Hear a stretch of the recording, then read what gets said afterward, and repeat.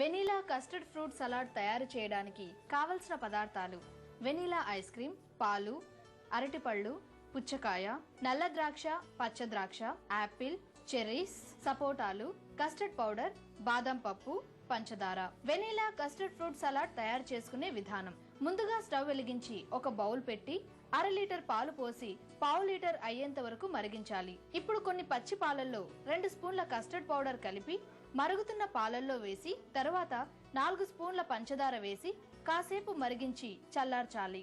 ఇప్పుడు ఒక బౌల్లో కొన్ని నల్ల ద్రాక్ష, కొన్ని పచ్చ ద్రాక్ష, సపోటా ముక్కలు, చెర్రీస్, పుచ్చకాయ ముక్కలు, 1 స్పూన్ బాదం పౌడర్, కట్ చేసిన సగం అరటిపండు, కట్ చేసిన సగం యాపిల్ ముక్కలు వేసి చల్లార్చిన పాలు పోసి కలపాలి.